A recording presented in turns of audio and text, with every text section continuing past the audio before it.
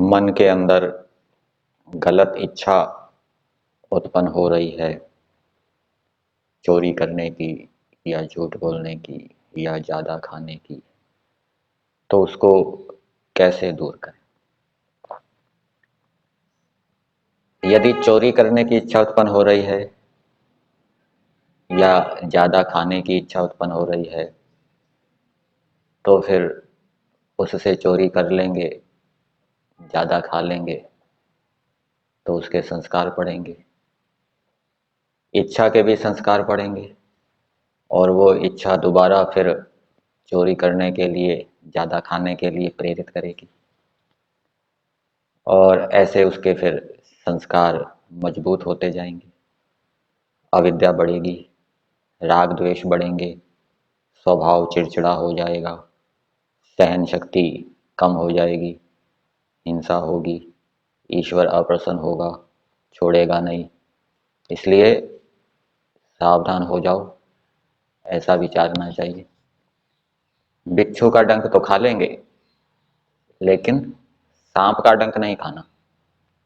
चोरी की इच्छा हो रही है, ज़्यादा खाने की इच्छा हो रही है, तो बस उसको सहन करो, चोरी कर ना लो, ज़्यादा खा ना लो।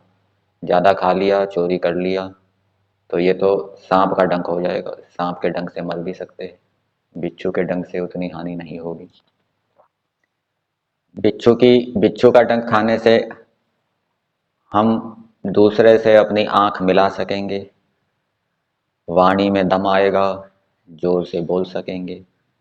तो इस प्रकार से विचारना चाहिए। यदि चोरी कर ली, ज़्यादा खा लिया, तो किसी से आंख नहीं मिला सकेंगे, वाणी के अंदर दम नहीं रहेगा और चोरी पर चोरी करता रहेगा, ज़्यादा पे ज़्यादा खाता रहेगा, तो फिर वो ये क्रम चलता रहेगा तो शांति से नहीं जी पाएगा, डरते डरते जिएगा।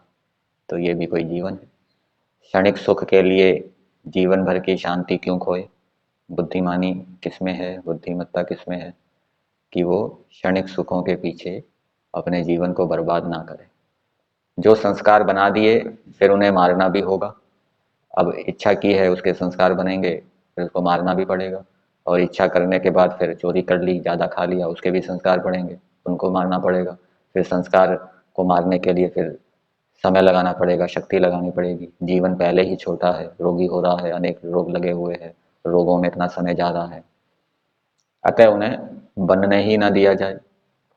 तो इस प्रकार से मन के अंदर जो गलत कार्य करने की इच्छा होती है उसको भी इस प्रकार विचार करके दूर करना चाहिए, तो उससे मन क्या है, शुद्ध रहेगा। दूसरी बात, कभी कोई व्यक्ति गड़बड़ करता है, कष्ट देता है, बाधा उत्पन्न करता है, हमारे साथ अन्याय करता है, तो ऐसी परिस्थिति में भी हम अपने मन को कैसे प्रसन्न रखें?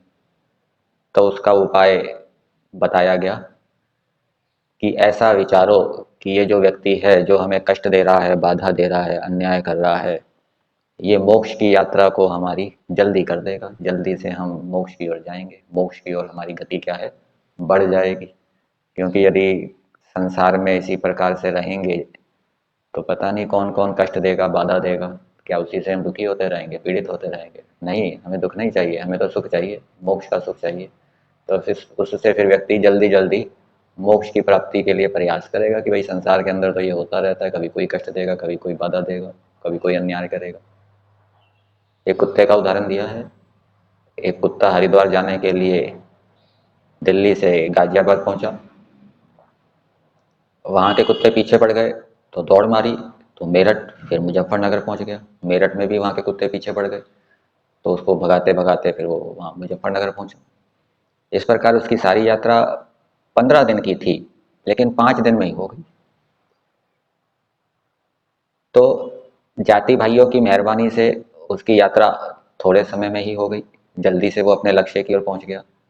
तो जब कोई सुख में प्रतिबंध लगाए तो ऐसा विचारे कि ये हमारे मोक्ष की यात्रा क्या है, जल्दी करेगा, इससे हम जल्दी मोक्ष में पहुंच जाएंगे।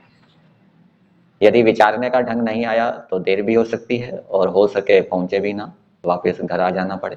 तो इसलिए ठीक प्रकार से हम यदि विचारेंगे, सकारात्मक दृष्टि से विचारेंगे, कोई प्रतिकूलता बाधा के उत्पन्न होने पर उसको इस रूप में देखेंगे कि ये संसार के अंदर तो ऐसी प्रतिकूलताएं बाधाएं आएगी, इसलिए जल्दी जल्दी संसार से छूटो और मोक्ष को प्राप्त करो, तो फिर व्यक्ति अपने लक्ष्य की ओर तेजी से गति करेगा और उन बाधाओं से फिर विचलित भी नहीं होगा, उनको वरदान के रूप में समझेगा, आओ बाधाएं आओ, मेरे वैराग्य को उत्पन्न करो।